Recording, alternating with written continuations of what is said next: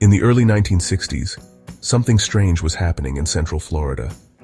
Remote stretches of swampland, orange groves, and cattle pastures were being snapped up at an unusual rate. The buyers?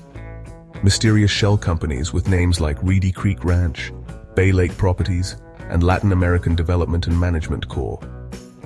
Landowners, happy to part with what they considered worthless property, sold their acres for as little as $100 each. No one suspected that behind this quiet land grab was none other than Walt Disney himself. This was all part of Project X, a top-secret plan devised by Disney to acquire the land for what would become Walt Disney World. This is the story of how he pulled it off. Walt Disney had already revolutionized entertainment once. When Disneyland opened in Anaheim, California in 1955, it was an instant success. But there was one major problem. Disney didn't own the land surrounding the park. Almost overnight, motels, gas stations, fast food joints, and tacky tourist attractions sprang up around Disneyland, completely outside of Disney's control. Walt hated it. He envisioned a perfect, immersive world for his guests, but instead, Anaheim became cluttered with chaotic development that cheapened the Disneyland experience. He vowed that if he ever built another theme park, he would control everything, not just the attractions, but the entire surrounding area. By the early 1960s, Walt had a new dream, a park much larger than Disneyland that would be located east of the Mississippi River. Walt Disney wanted to build not just another theme park, but an entire self-contained world, including hotels, attractions, and something he called an experimental prototype community of tomorrow, otherwise known as Epcot. To make this vision a reality, Walt would require control of a massive plot of land. Disney's team scouted locations across the country, from St. Louis to New York, but Florida quickly became the front runner. The warm climate allowed for year-round operation. It already had a booming tourist industry with required infrastructure. Most importantly, Central Florida was sparsely populated, with vast stretches of undeveloped land. It was perfect. The state would also allow the Disney Corporation to do something previously unheard of in state history. Florida would not only allow Disney to buy up the land he sought, it would also allow the corporation political control over their land, effectively making Disney both a corporation and government entity. This was something that would pop up in the early 2020s when the corporation clashed with Republican Governor Ron DeSantis.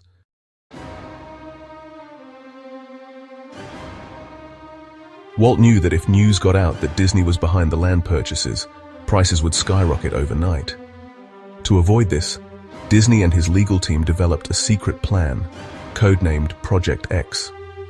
This covert operation was designed to quietly acquire tens of thousands of acres without tipping off the public or rival developers.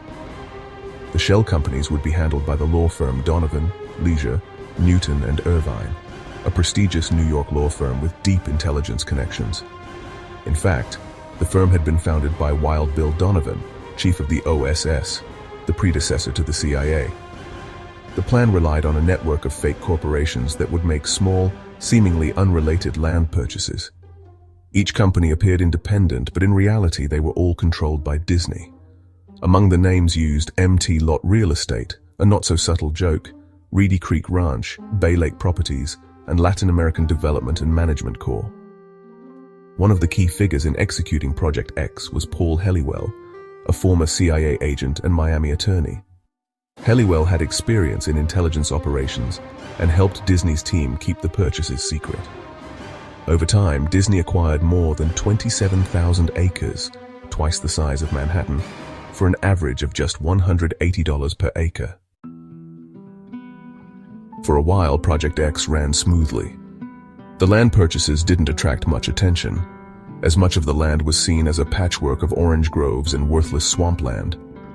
But as more and more land changed hands, people started asking questions. The Miami Herald ran a banner headline on its front page, "Giant Land Deal Near Orlando Revealed." The story detailed how a law firm was able to quietly purchase 30,000 acres of strategically located land in Central Florida. Reporter Clarence Jones couldn't nail down the reason for the purchase, but stated the land could become the state's largest industrial complex, or possibly some sort of Disneyland East. The Orlando Sentinel ran similar articles speculating about who was behind the mysterious land grab. Some even believed it was the federal government planning a military installation.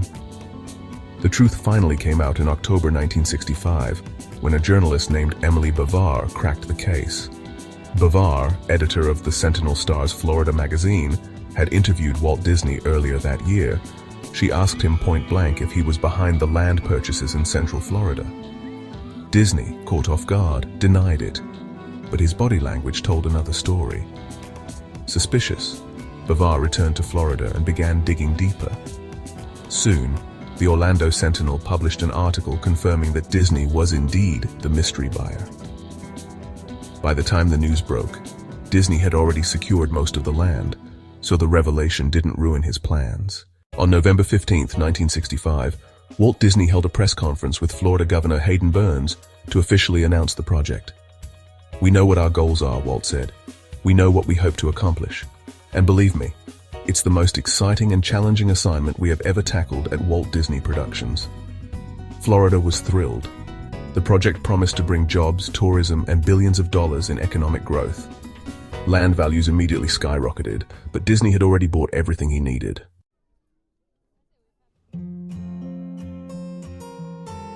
Even after securing the land, Disney wasn't done. He wanted complete control over how it was developed. Working with Florida lawmakers, he lobbied for the creation of a special government district, the Reedy Creek Improvement District, or RCID. Established in 1967, the RCID gave Disney near total autonomy over its land. It could make its own zoning laws, issue bonds, build infrastructure, and even provide its own fire and emergency services. Effectively, Disney had created its own private government, a move that ensured no outside forces could dictate how the land was developed. This level of control was key to shaping the magic of Disney World. Walt Disney World is a Just a few years later, on October 1st, 1971, Walt Disney World opened to the public. While Walt himself never got to see it completed, he passed away in 1966. His vision had become a reality. Project X had come to fruition. Today, Walt Disney World is the most visited vacation destination on the planet, a testament to the foresight, secrecy, and ambition that fueled its creation.